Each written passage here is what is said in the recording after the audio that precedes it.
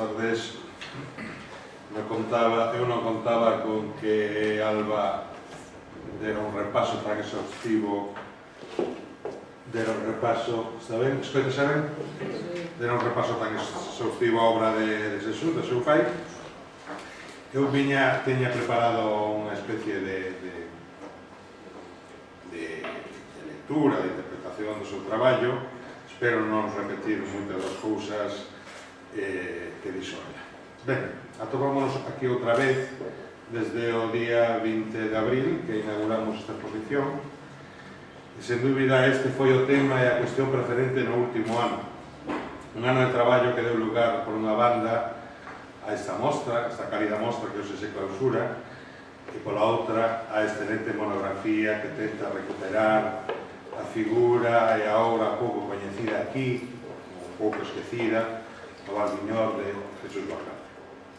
Hoxe a nosa pretensión non é pechar un círculo, senón abrilo, pois o noso desexo é que esta homenaxe inaugure un crecente proceso de recuperación e recoñecemento.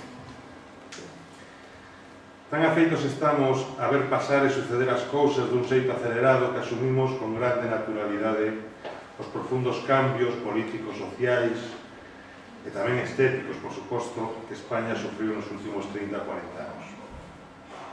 Realmente só nos damos conta da profundidade deses cambios cando ollamos bellas imaxes de televisión en branco e negro, bellos telexornais ou fotografías que nos agasallan coa nostalgia. Así tamén, dun xeito lento, solapado e paralelo, os cambios chegan sen darnos conta a nosa mirada, a nosa sensibilidade para con esa actividade que, a falta dun termo mellor, chamamos arte. Porque toda arte, no fondo, unha sorte de documental, un documento dos tempos, pois consiste na construcción dunhas imaxes, dunhas linguaxes que representan ou reflicten esas sucesivas e sutis transformacións das que falamos. Esta é unha das razóns polas que non é doado falar agora, desde o noso tempo, do traballo realizado por Jesús Valverde, pois non podemos imaginar nin deberíamos esquecer o complexo e difícil contexto no que Jesús Valverde iniciou a súa andaina creativa e persoal alá por os anos 50. Como ben apunta Antón Castro na súa colaboración neste monográfico que hoxe presentamos, Jesús tivo que atopar o seu camiño recitando por unha banda os edulcorados tópicos regionalistas, os coros e danzas, e pola outra loitando contra unha figuración conservadora, simple e pouco ambiciosa que se presentaba como unha representación dunha realidade que sabemos irrepresentable. Para acadar isto, Jesús partiu dunha excelente formación nas disciplinas e prácticas tradicionais da escultura, un gran oficio que noutros artistas menos inclinados á reflexión e posiblemente con menor talento produce quizáis uns resultados máis espectaculares e habilidosos, máis en a profundidade, a sensibilidade e a riqueza coa que Jesús se achega a materia. Timo tamén neses anos grises a posibilidade fundamental de viaxar por unha Europa que en todos os aspectos só podía ofrecerlle unhas referencias, modelos, pensamentos, ideas ou reflexións máis avanzadas.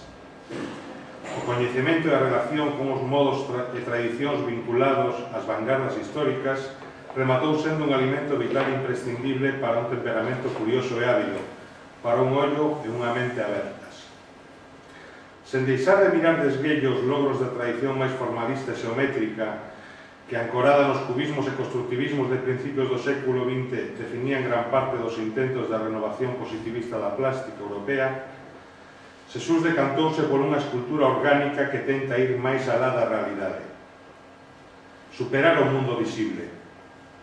Unha obra que, por unha banda, permitíalle manifestar a súa boa relación e confianza cos medios e materiais tradicionais, a pedra, o bronce, e, pola outra, tomar a figura humana como excusa para incorporar pouco a pouco todo tipo de innovacións abstractas e formais. Unha obra que integra todo tipo de influencias e referencias neofigurativas. Alba xa comentou algunhas delas. Unhas referencias que naquel intre en Europa pretendían centrarse nun ser humano angustiado que espertaba pouco a pouco do pesadelo da gran matanza. Un ser humano que tentaba enfrontarse ao absurdo da súa existencia, construindo un mundo novo sobre as ruínas do vello.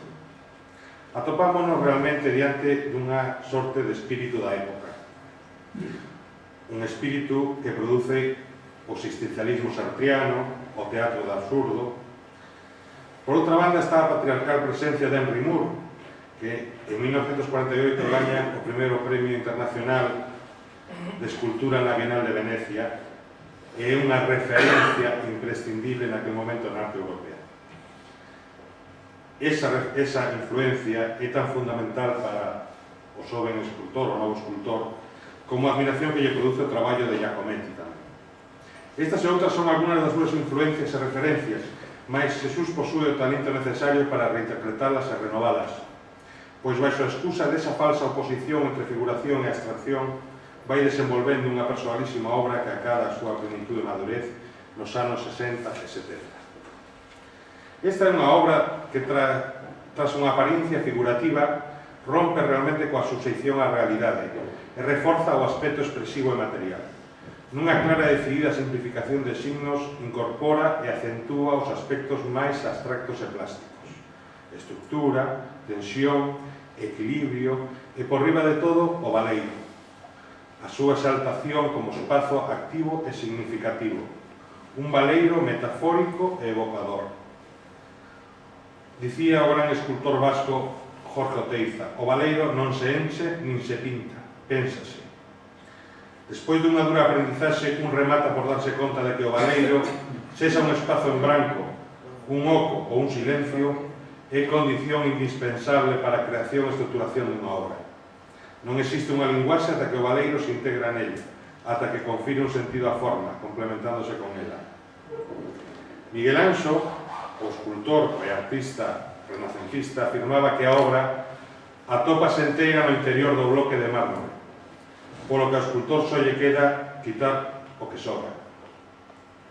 Esa mesma idea, unha idea de base ou de fondo animista, na que a obra semella latesar no mesmo material, pasa ao modelado e entra a man da colaxe, da construcción, da ensamblaxe ou do obxecto topado pola porta grande da escultura do século XX. O material chega a latesar en cada retallo, en cada resto recuperado e sacado de contexto, descubríndonos unha turbadora poética en cada un dos materiais de refugallo que o azar sitúa diante dos nosos ollos. A escultura pódese entender agora como o feito de escoller e illar o xa existente, amosarse como construcción, como posibilidade de facer algo novo onde antes só había liso. Este proceso é o que leva a cabo Jesús na derradeira década da súa vida. Personalmente, eu sinto unha especial empatía e afinidade por esta nova liña de traballo que Jesús inicia nos anos 80 e da que temos nesta exposición que se clausura hoxe tres boas mostras. Aínda que aparentemente o cambio semella radical e arriscado, podemos entendelo como unha prolongación lógica e coherente da súa obra anterior. Este é o tema do excelente artigo que Manuela Sevilla publica nesta monografía. Nestes novos traballos, Jesús resalta e acentúa os verdadeiros problemas plásticos da escultura que el xa coñece, pois levos modelando toda a súa vida, en toda a súa obra anterior. Problemas estruturais, temporais e, sobre todo, espaciais. Porque a verdade é que no consulto da súa obra, e isto notase especialmente na súa madurez, Jesús Valverde valora máis o aspecto expresivo que o representativo, que só lle interesa como excusa, como punto de partida, como fío conductor. O cambio que se produce nos anos 80 só supón rexeitar esta excusa e enfrontarse dun xeito directo aos devanditos problemas.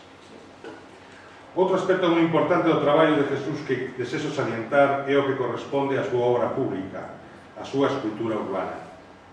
Non todos os escultores se senten cómodos nesta faceta, e non sempre os seus resultados están á altura do nome e fama do autor. A escultura pública ten unhas exigencias que non ten a obra máis privada, sexa cal sexa o tamaño ou a escala. A obra pública ten que estar feita de acordo co lugar ao que vai destinada. Debe responder a unhas necesidades de elegancia, presenza, proporción e escala que lle propón o espazo que a vai acoller. Debe obedecer e reserse por uns parámetros urbanos. Porque a función da escultura pública é ser realmente interpretada como un fito urbano, como unha referencia, mesmo como un edificio singular, un parque, un río ou unha ponte. Neste eido, Xesús deixou unhas mostras excelentes desa sensibilidade especial que só algúns escultores teñen para intervir nun contexto público. Mesmo aquí, perto en Vigo, das tres que ten colocadas, penso en dúas famosas obras que coñezo, ambas as dúas de 1989, que responden a eses parámetros de elegancia, sinxeleza, presenza e monumentalidade que, na miña opinión, requiren unha obra urbana. Refírome á homenaxe da muller viguesa, un majestuoso bronce colocado nos arreis de Monterorríos que vimos aquí en construcción, en proceso, e por outra banda, a excelente construcción en pedra para o Instituto Rosais Serdeix. Estes logros no conxunto do Estado enfatizan negativamente o feito de non contar con unha escultura pública de Xesús Valverde no Valmiñor. Podería ser un xeito de rescatalo, de que non fose esquecido.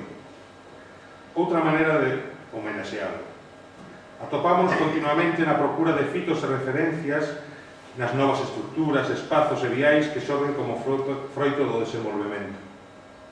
Sería o momento de pensar na posibilidade de colocar unha escultura de Xesús, unha peza que sempre vai nos garantir, e o repito unha vez máis, elegancia e presencia.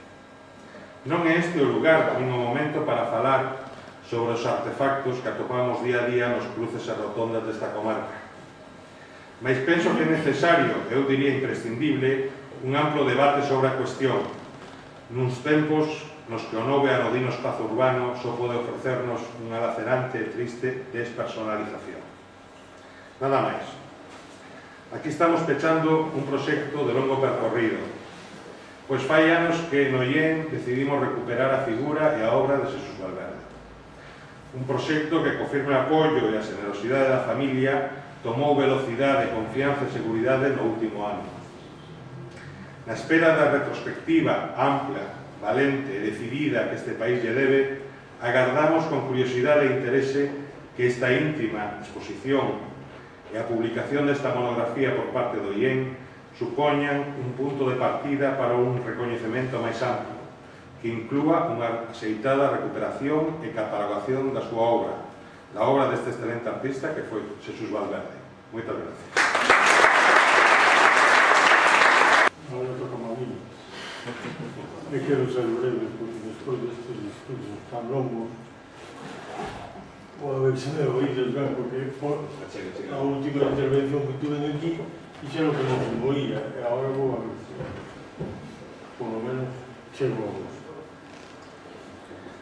Eu penso que cando se inaugurou esta mostra da obra do meu irmán Xesús, decíamos que era o día de grande satisfacción para mí.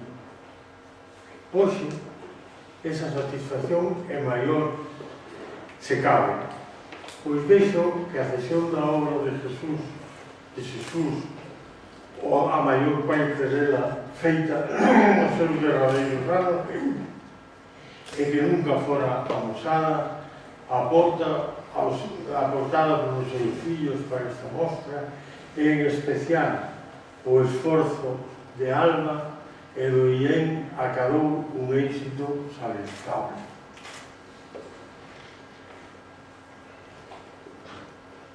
E non para min, e non para aí a miña delicia, pois co patrocinio do Concello de Nigrán, que honra así a un veciño de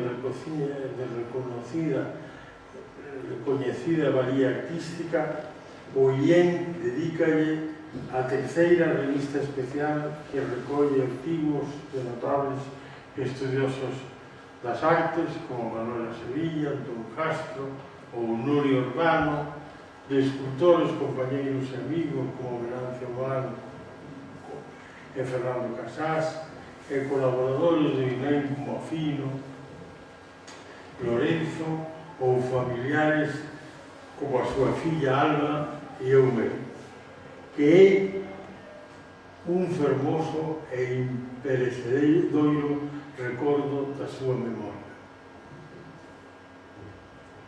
Tamén daquela decíamos que tiña a esperanza de que o Valmiñor enriquecese o ornato urbano unha obra de Xesús, que era e foi do Valmiñor. que ben poidera ser aquela que pensou e que fino deixa reflectida nas páxinas da revista ou calquer outra dando testemunho da súa arte. Agradecemos a todos os que visitaches esta mostra ou os que nos acompañades neste acto de peche, a atención da vosa presencia.